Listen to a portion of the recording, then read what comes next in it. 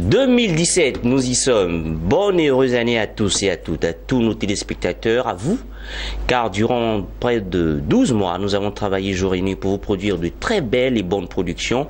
Nous sommes encore là pour le premier numéro, la première émission de cette année 2017 avec un business coach en la personne de Patrick Grawan. Avec lui, nous parlons de l'importance de la planification pour les entreprises africaines, les PME et les PMI. On revient avec lui juste après ça.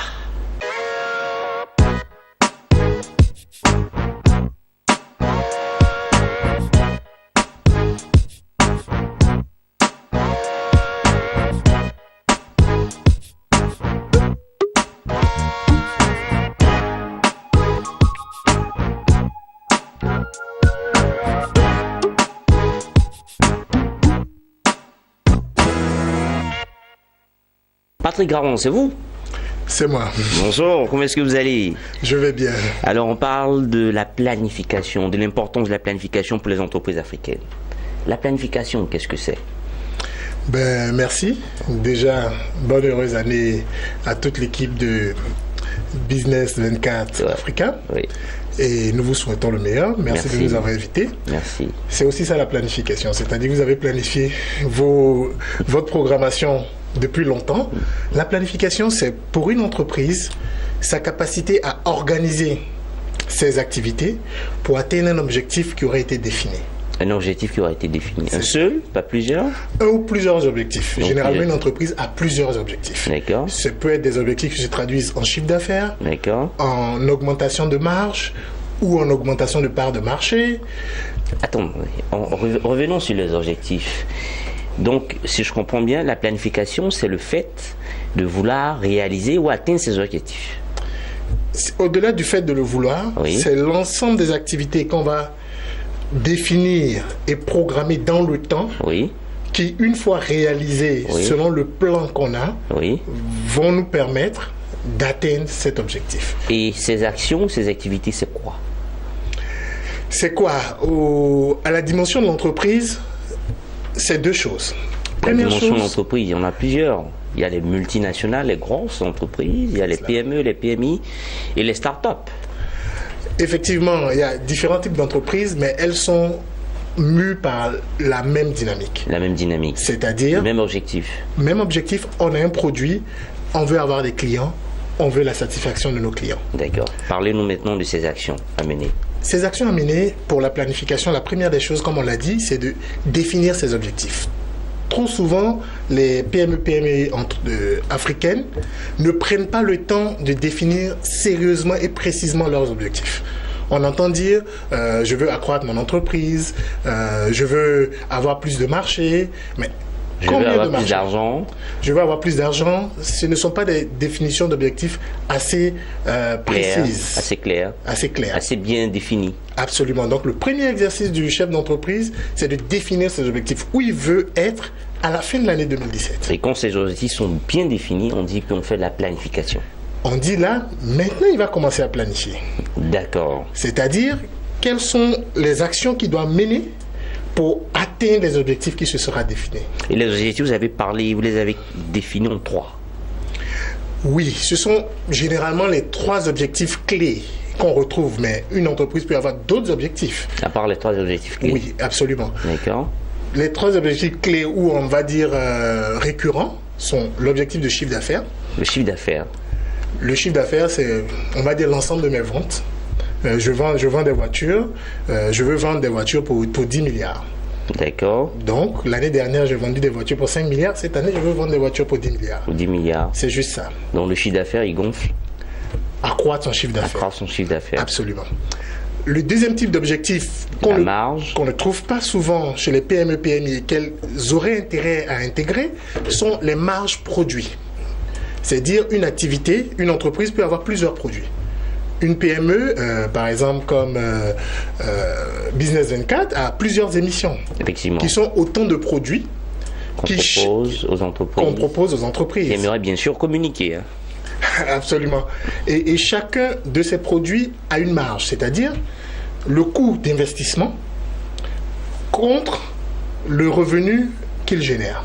D'accord. Sur chaque émission, combien on gagne? C'est cela.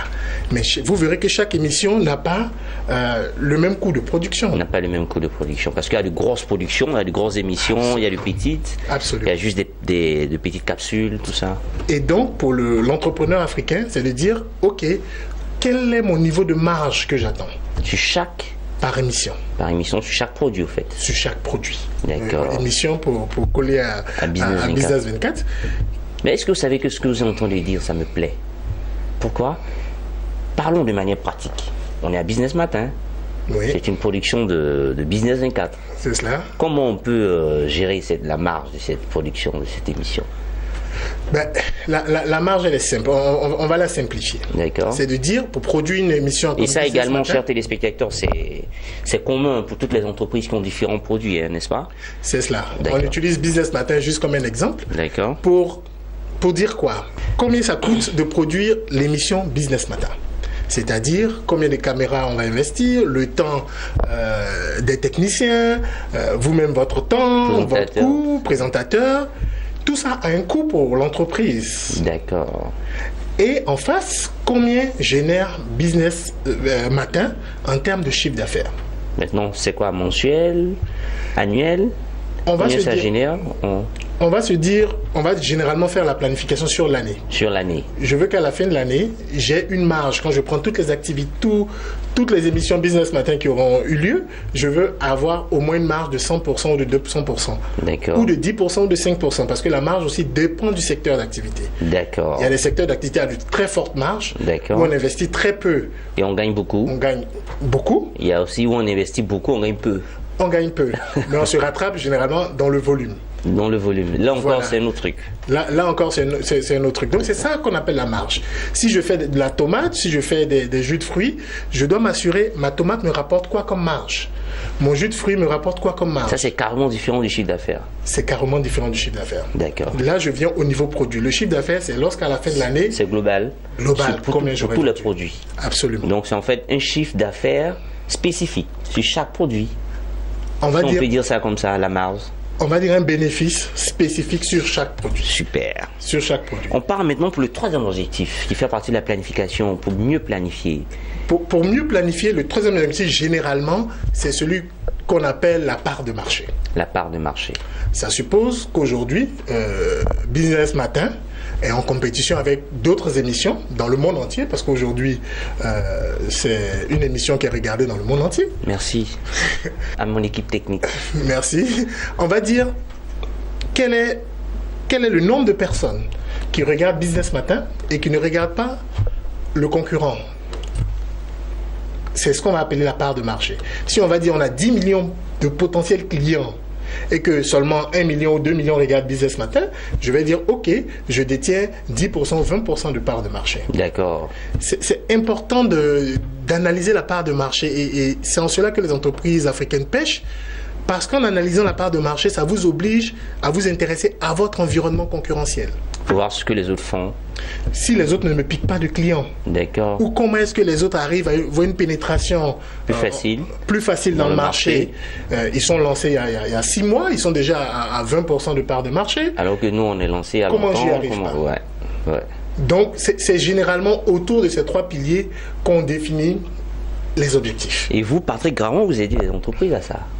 Ben, pour ce qu'on fait, nous faisons des conférences D'accord. pour les alerter, D'accord. pour alerter ces entreprises sur l'importance de cette activité. D'accord. Il faut prendre le temps de planifier. Et comme on dit, si vous échouez à planifier, c'est que vous êtes en train de planifier pour échouer.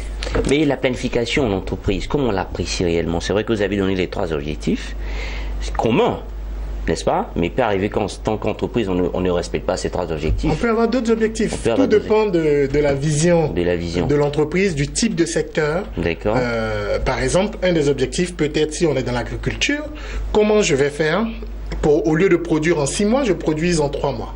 D'accord. Est-ce que je vais utiliser des pesticides? Est-ce que je vais utiliser un nouveau type de semences? Est-ce que je vais utiliser des OGM? Donc, il n'y a pas d'objectif figé. Si on est par exemple dans le domaine de l'édition également, hein, parce que c'est lorsqu'il y a la rentrée qu'on a des chiffres d'affaires un peu colossaux, tout ça, Parce que pendant les vacances, c'est un peu calme. Hein. Il y a une certaine latence. C'est pour ça l'importance de la planification va dire quoi dans des activités qu'on appelle saisonnières. Saisonnières, effectivement. Okay? Qui ont des pics. Je sais que cette activité a des pics saisonniers. Ouais. Donc si je concentre toutes mes forces sur juste le pic, c'est sûr qu'au moment du pic, j'aurai pas mal de concurrence. Comment faire? Donc comment trouver d'autres produits pour combler les périodes creuses? C'est ce qui va me servir à planifier. Qu'est-ce que je fais quand je ne suis pas dans le pic d'activité? D'accord. Donc planifier, c'est vous asseoir et définir vos objectifs et qu'est-ce que je vais faire pour atteindre ces objectifs-là en tenant compte de l'environnement dans lequel j'opère, de mes ressources humaines, parce que trop souvent on planifie en regardant que le marché, mais est-ce qu'on a les moyens de notre ambition? En interne, hein, en entreprise. En interne, parce que une activité n'est mue et n'est organisée que par des hommes. D'accord. Donc du coup, est-ce que vous conseillez aux entreprises d'avoir des services de planification de la même manière qu'on a les services marketing, les services commerciaux? Est-ce qu'on doit avoir un service de planification en entreprise?